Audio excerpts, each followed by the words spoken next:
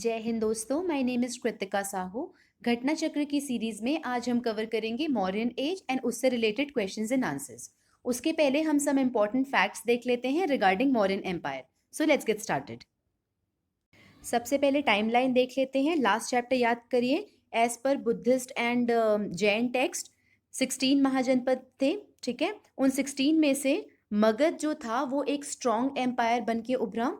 And according to Puranas सबसे पहले Magadh dynasty में जो रूल किए थे उनका नाम था बृहद्रथ डायनेस्टी।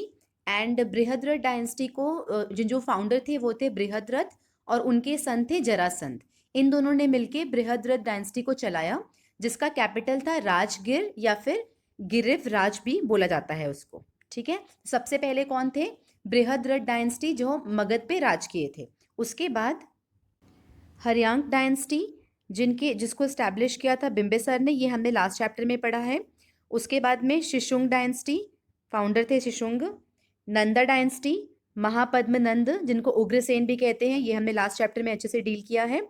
फिर आएंगे मौर्यन डायनेस्टी। मौर्यन डायनेस्टी को स्टैब्लिश किसने किया है? चंद्रगुप्त मौर्य ने। एंड उसके बाद में आते हैं शुंग डायनेस्टी, जिसको स्टैब्लिश किया है पुष्यमित्र शुंग ने। इन 5 डेट में से आपको सबसे इंपॉर्टेंट याद रखना है वो ये है। पहला तो हर्यांक डायनेस्टी जो 544 बीसी से 421 BC, okay. And then 421 BC के एग्जैक्ट 100 साल के बाद में 321 बीसी से 184 बीसी तक मौर्यन डायनेस्टी ने राज किया है, ओके। सो ये दोनों सबसे इंपॉर्टेंट डेट है। एक बार इन दोनों को याद कर लीजिए, फिर बचे हुए 3 जो डेट्स हैं उसको आप देख लीजिएगा। चलिए अब देखते हैं मौर्यन एम्पायर के बारे में। मौर्यन एम्पायर 321 बीसी से 184 बीसी, 321 काउंट डाउन करते हैं ना हम, तो इससे 321 बीसी से स्टार्ट हुआ है एंड चला है 184 बीसी तक, ओके। लास्ट चैप्टर में हमने डील किया था कि जो लास्ट नंदा डायनेस्टी थी, लास्ट नंदा डायनेस्टी के जो किंग थे जिनका नाम था धनानंद, जिनको चंद्रगुप्त मौर्य ने हराया था with the help of Chanakya.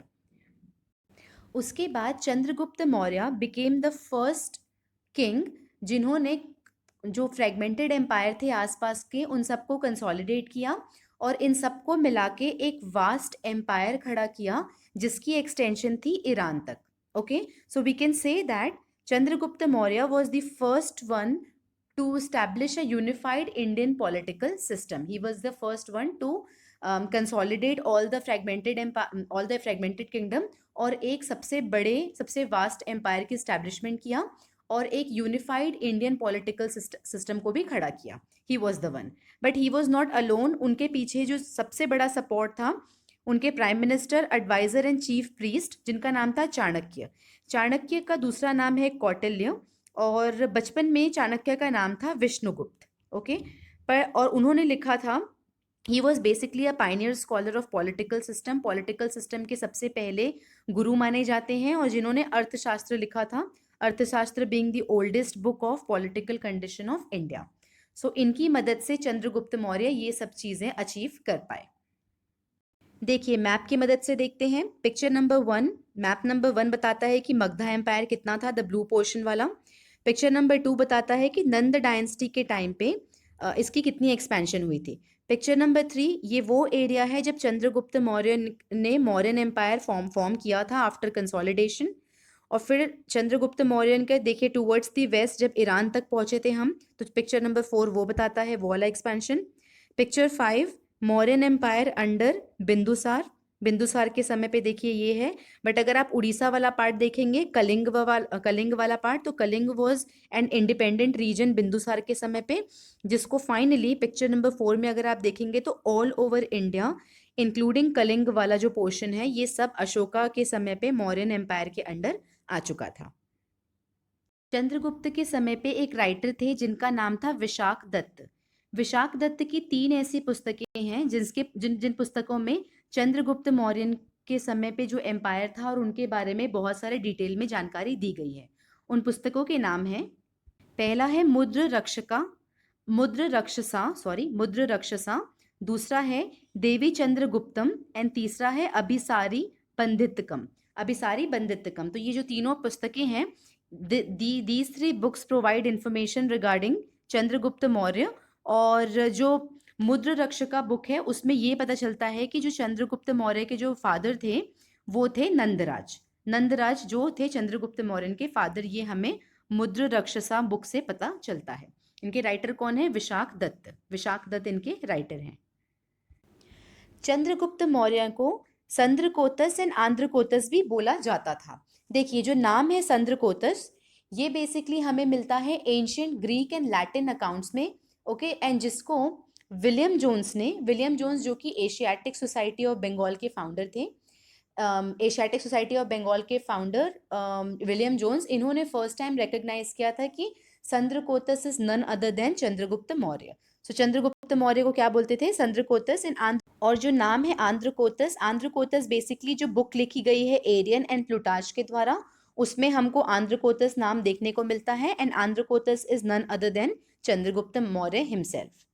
Next आते हैं मेगस्थनी के बारे में। सो मेगस्थनी 4th सेंचुरी के समय पे he was a Greek ambassador of Seleucus nectar. Seleucus nectar के द्वारा भेजा गया ग्रीक एम्बेसडर था जो कि चंद्रगुप्त मौर्य के कोर्ट में था, and he lived here for 5 years।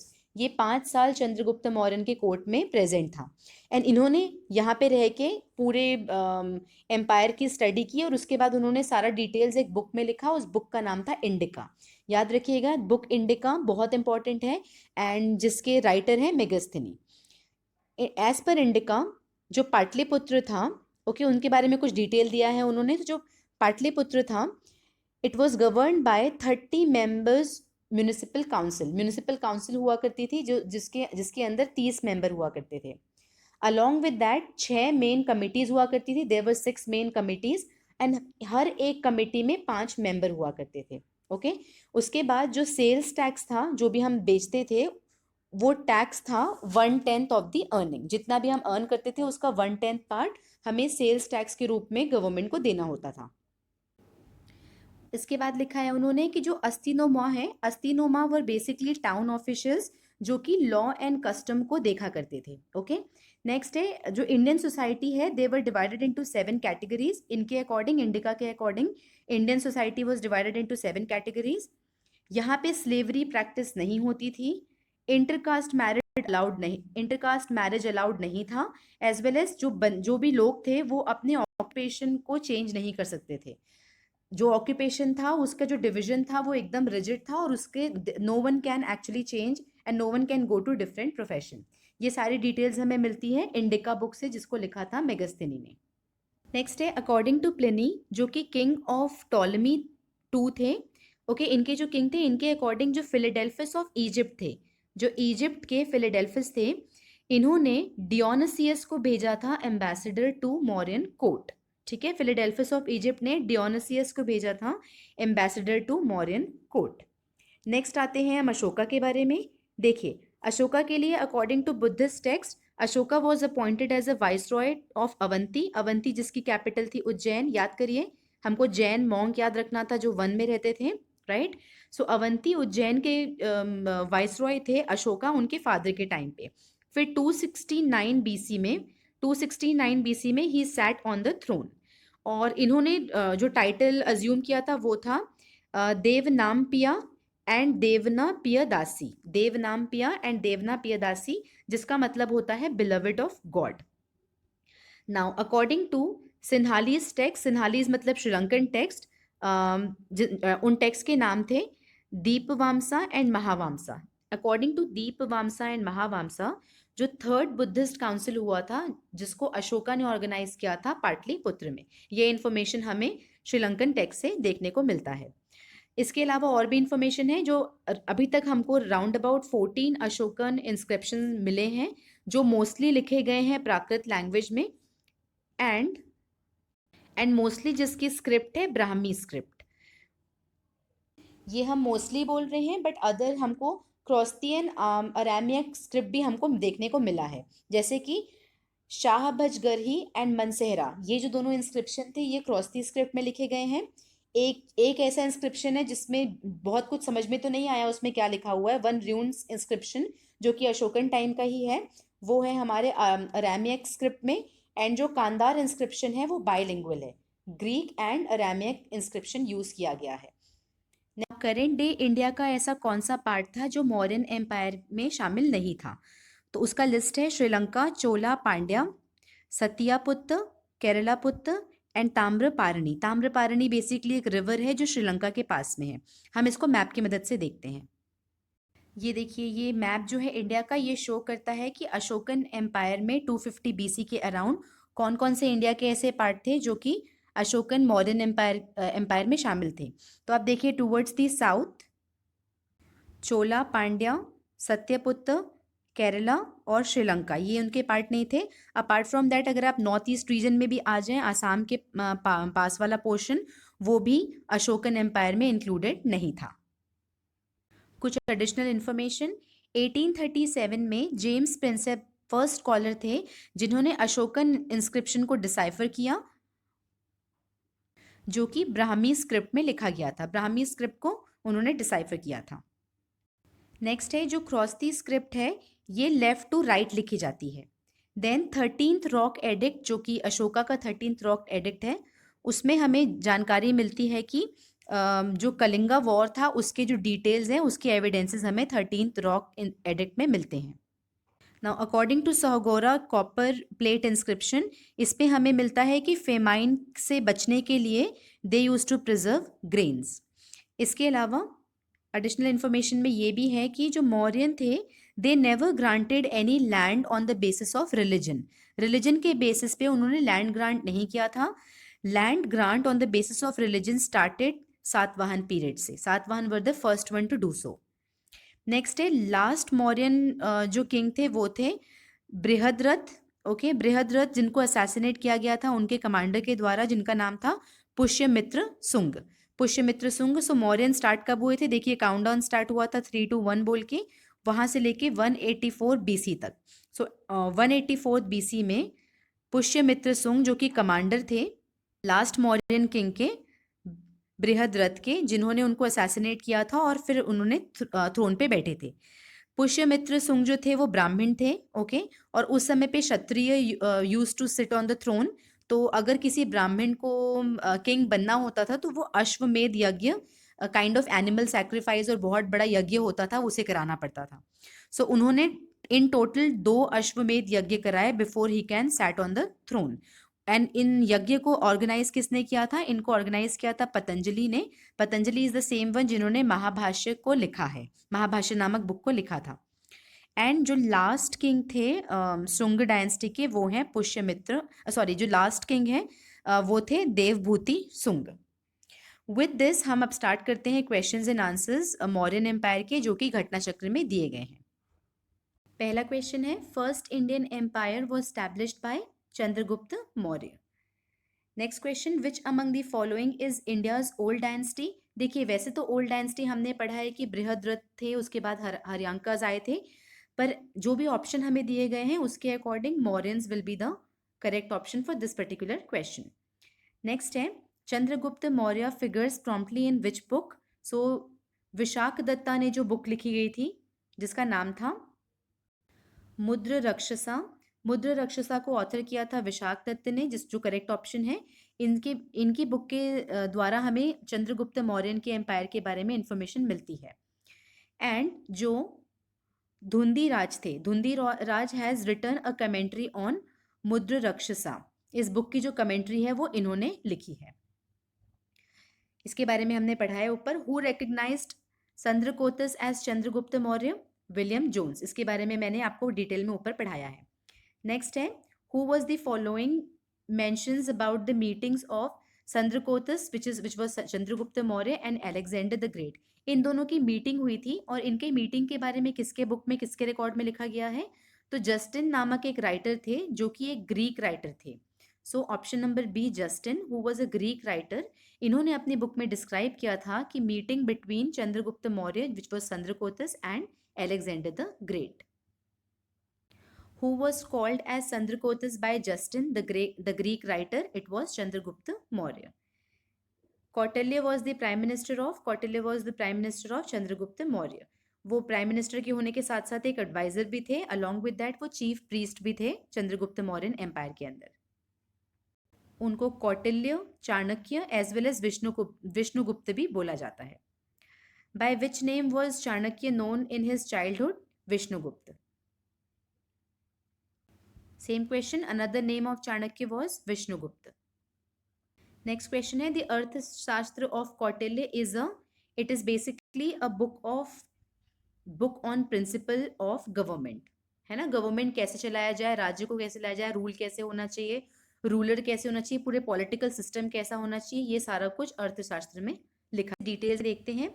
अर्थशास्त्र by Kautilya is a treatise on politics during Mauryan kingdom. ये बेसिकली एक सप्तांग थ्योरी ऑफ स्टेट जो था, सप्तांग थ्योरी ऑफ स्टेट, जिसमें ऐसा मेंशन किया जाता है कि किसी भी स्टेट के 7 इंपॉर्टेंट एलिमेंट्स होते हैं. सप्त मतलब 7. सो सप्तांग थ्योरी ऑफ स्टेट ये सबसे पहले मेंशन किया गया था कौटिल्य के द्वारा इस बुक में. Which are the 7 elements? The king, minister, territory, fort, treasury, army and allies. स्वामी, अमत्य, जनपद, दुर्ग, कोसा, दंड एंड मित्र. ये 7 एलिमेंट्स होते हैं किसी भी स्टेट के. एंड अर्थशास्त्र also gives it's detail description about the administration and agrarian system. Administration का सिस्टम कैसे होना चाहिए एंड अग्रेरियन सिस्टम कैसे होना चाहिए, इन सब की इन डेप्थ डिटेल दी गई है अर्थशास्त्र बुक में कौटिल्य के द्वारा. नेक्स्ट है which one of the following is the 7th part of the state. देखिए ऊपर पढ़ा है हमने सप्तांग थ्योरी ऑफ स्टेट में सबसे आखिरी कौन सा था? अलाइज, विच वॉज मित्र. So option number C, ally. देखिए कौटिल्य ने मेंशन किया है कि जो अलाय, जो मित्र होता है, ओके, जो दोस्त होता है, ही इज लाइक द, वो स्टेट के कान के समान होता है. He is like the year of the state. ऐसा बोला जाता है कि अगर अलाइज अच्छा होगा तो पीस एंड वॉर मेंटेन करने में किंग को बहुत आसानी होती है. एंड जो जो अलाय होना चाहिए वो आइडियलिस्टिक या फेक, सिर्फ मतलब के लिए दोस्ती नहीं होनी चाहिए. That has to come as a natural is better than artificial. और उनका ये कहना था जो दोस्त, जो अलाय ग्रीडी एंड कावर्ड होते हैं, अगर किसी के दोस्त या अलाय ग्रीडी, कावर्ड या मतलबी होते हैं तो जो उनका जो जो पतन है उस पर्टिकुलर किंग का, उस पर्टिकुलर किंगडम का जो पतन है वो इनएविटेबल है. ठीक है. तो अलाय मतलब है मित्र, जो कि है सप्तांग थ्योरी का 7th पार्ट. नेक्स्ट है Kautilya's Arthashastra deals with the aspect of, option number B, political policies. Which of the following can be compared to prince of Machiavelli. Machiavelli basically एक इटालियन थिंकर एंड फिलोसोफर थे जिनको compare किया जाता है कौटिल्य के अर्थशास्त्र के बुक से. नेक्स्ट है डियामाचस. ये किसके he came to India during the reign of Bindusara. इन्होंने मेगस्थनी को रिप्लेस किया था. नेक्स्ट क्वेश्चन है Chandragupta palace situated at Pataliputra is made up of. So it was basically made up of wood. So जब आर्कियोलॉजिकल एक्सकेवेशन किया गया, सो जो मौर्यन पीरियड का जो चंद्रगुप्त का जो पैलेस था उसके रिमेन्स पाए गए, जो कि थे बुलंदी बाग एंड कुमराहार नामक जगह पे, जो कि पटना के पास में थे. वो सजेस्ट करते हैं कि जो पैलेस था it was made up of would. अच्छा, इसकी एक्सकेवेशन किसके द्वारा की गई है? It was D.B. स्पूनर, जिन्होंने इसको एक्सकेवेट किया था. नेक्स्ट है the remains of which ancient city was found at Kumrahar. जो कि हमारा कुमारहार कहाँ पे है? पटना के पास में. तो the city of Pataliputra, ancient city Pataliputra को ढूंढा गया था. पाटलिपुत्र किसका कैपिटल था? मगध का कैपिटल था. Bulandi Bagh was an ancient site of Pataliputra. Who among the following Mauryan ruler did not conquer the Deccan. देखिए इस मैप में वापस आ जाते हैं, है ना. अगर मैप नंबर 4 अगर आप देखते हैं तो मैप नंबर 4 में दिखता है कि चंद्रगुप्त मौर्य ने वेस्ट साइड में एक्सपेंशन किया था टिल ईरान, बट डेक्कन वाला पार्ट अभी तक चंद्रगुप्त मौर्य ने नहीं कैप्चर किया था. फिर मैप नंबर 5 देखिए जहाँ पे मौर्यन एम्पायर अंडर बिंदुसार है. देखिए बिंदुसार ने डेक्कन एरिया को कैप्चर कर लिया था. So option number B, Chandragupta will be the correct option. Chandragupta के समय पे डेक्कन एरिया मौर्यन एम्पायर का पार्ट नहीं था. Who was the first king to conquer Malwa, Gujarat and Maharashtra. Malwa, Gujarat and Maharashtra, देखिए तीनों वेस्ट साइड में आ रहे हैं, है ना. तो ये हो जाएगा चंद्रगुप्त मौर्य. और इसकी इंफॉर्मेशन हमें रुद्रमन इंस्क्रिप्शन के द्वारा पाई जाती है. The inscription which proves Chandragupta sway over the western India. So it was Junagadh inscription, जो कि रुद्रमान के द्वारा लिखा गया था. That Gujarat was included in the kingdom of Chandragupta Mauryan is proved by Junagadh rock inscription by Rudraman. Which Indian king defeated Seleucus, the administrator of Sindh and Afghanistan appointed by Alexander? देखिए, इसको हमने starting में भी cover किया है. It was Chandragupta Maurya. 305 BC में, 305 BC में he was the governor of eastern Macedonian empire, and जिसको हराया था चंद्रगुप्त मौर्य ने. Which year Chandragupta Maurya defeated Seleucus? ये 305 बीसी. डेट याद रखिएगा. देखिए, इस क्वेश्चन में हमें समुद्रगुप्त के जो कंटेम्प्रेरी किंग थे उनके नाम दिया है और उनके किंगडम दिए गए हैं, और उसे हमें मैच करना है. तो आंसर देखते हैं. धनंजय का जो किंगडम था वो था कुशालपुरा. नीलराज का था अवमुक्त. उग्रसेन का था पालका. एंड विष्णुगोपा का किंगडम था कांची. ओके, अब फर्स्ट 25 क्वेश्चंस हो गए हैं. सो वीडियो को यहीं रोकते हैं. बाकी के questions around about 80 to 85 questions बच गए हैं इस चैप्टर में. इसको हम नेक्स्ट वीडियो में फिनिश करते हैं. Till then keep learning, keep revising. जय हिंद.